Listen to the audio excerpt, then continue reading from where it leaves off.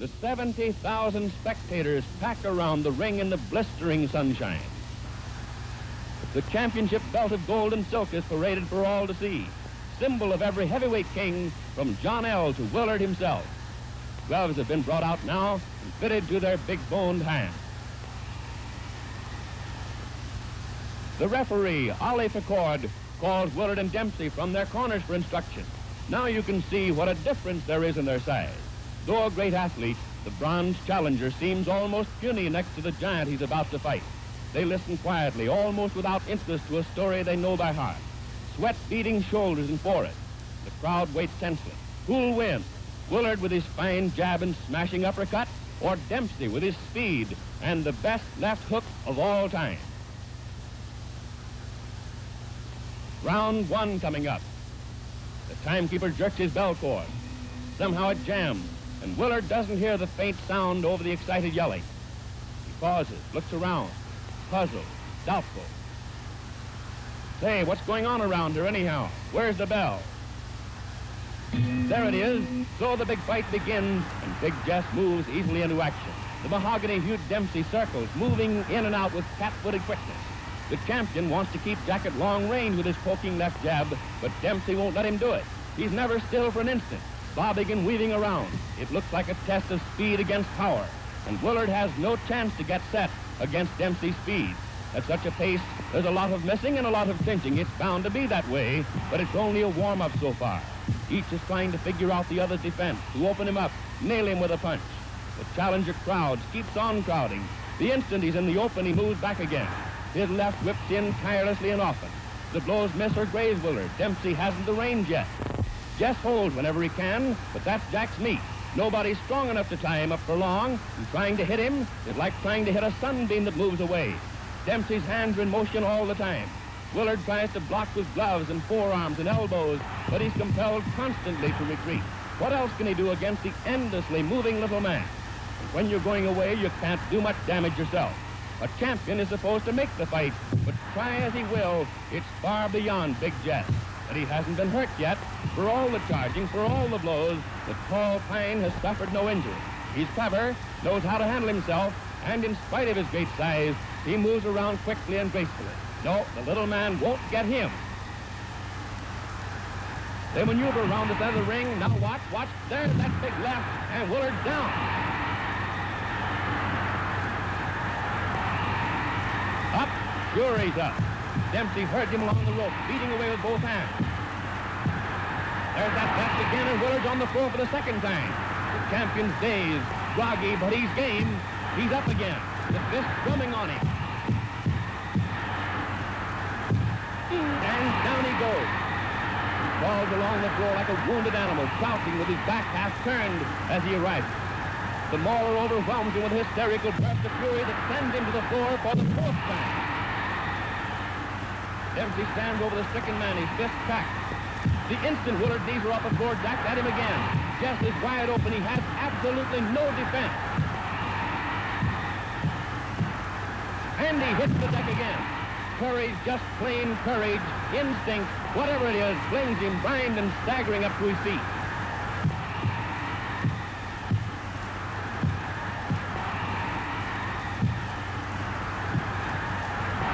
Willard wheels around the ring, powerless, with Dempsey pumping right and left into him. Clear across the opposite corner, and there he's taking it again. How can the man stand it? And there he falls, his gloved hand feeling for the rope, trying to hold himself up. Then, painfully, he drags his racked body to a half-erect position. But a right smashes into his side. Other rights crash to the head, and Willard collapses into a sitting position, dazed and helpless, after the most murderous beating a man ever took in the ring. And there's the bell.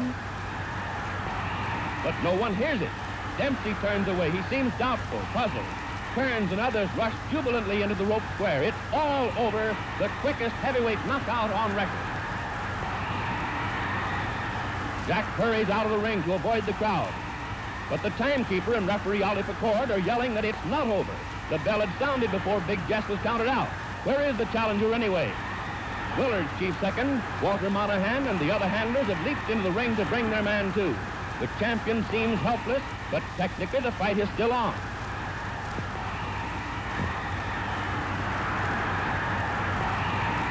Doc Kearns rushes to the rope. Jack, hey, Dempsey, come back, come back. Round 2, and the bell sounds again. Amazingly enough, Willard rises for the second round. Beaten as no man ever has been, he advances into Dempsey's raging fist. He jabs as though any jab could keep that tiger away from him. With all his wearied, broken body, Jess does his best to keep going. Why? It's no use, he hasn't a chance, but there's a tradition of all champions behind him. He has to fight even when he has nothing left to fight with. Jess may not have been a great champion, but no braver man ever laced on a pair of gloves. If he quit under punishment, no one would blame him. It's courage, nothing but magnificent courage that's holding him on his feet. No matter what he does, he can't get away from that tiger who's stalking him. His arms and legs are heavy with exhaustion. Salt sweat burns the gashes Dempsey's fists have opened. When Jack bores in and hits him, drives him around the ring, he can't muster enough strength for a dangerous punch in return. The seconds and minutes are ticking by faster and faster. There isn't much time left in the round. If he's to get his KO before the bell rings, he'll have to do it in a hurry. But Willard's only thought is to protect himself, and weak and tired as he is, it's no cinch to get him set for the finishing punch, even when he's driven helplessly back against the rope. He wobbles about and clinches, does his best to save himself from his relentless foe. There are only a few seconds remaining now. No chance for a finishing blow. It's too late. Mahler spins the champion around out there in the center of the ring. But there's the bell, and referee Pickard sends his men to the corner. Back in just a moment. Round 3, and at the start of the third, there's no easing up in Dempsey's attack. His left hook still thunders. In the clinches, Willard is no longer strong enough to make even a pretense of blocking the uppercuts that shake and hurt him. Still, the clinches are the only sanctuary left him. Out in mid-ring, he's helpless. He's lost all coordination between brain and hand. His efforts are pitiful. He was big and good-looking and smiling when he came into the ring. Now he's a lurching, tottering wreck of a man.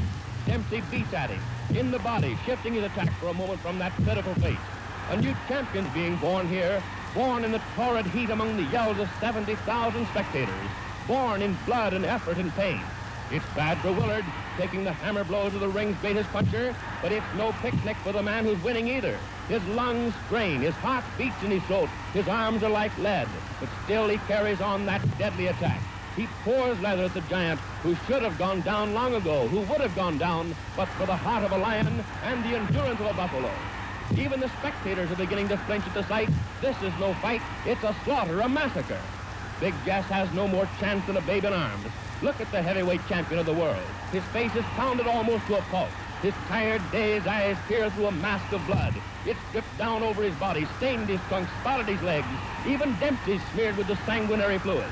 Each time the Mauler goes into the clinch, he gets more of it. Why doesn't the referee stop it? Why? But Ollie Pickard comes from the old school. There's only one way for a champion to finish, they say, and that's on his back.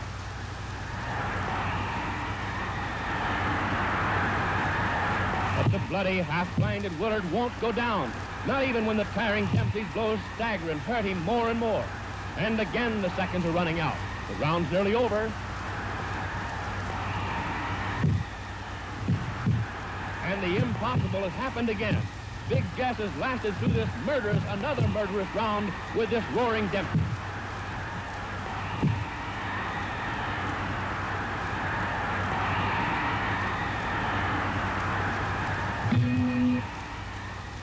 Now coming up for round 4, but Willard can't come out for the 4th round. His nose and cheekbone are fractured, ribs broken, half a dozen teeth knocked out, and he's hardly strength enough to rise and shake hands with his conqueror. In this most unusual of fights, an idol has been born. Dempsey the Mauler. Unusual, every second of it.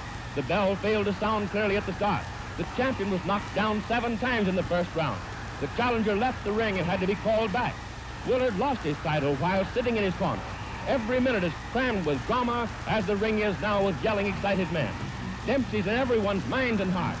Dempsey the killer, Dempsey the champion. They'll see him in action for 8 flaming years to come.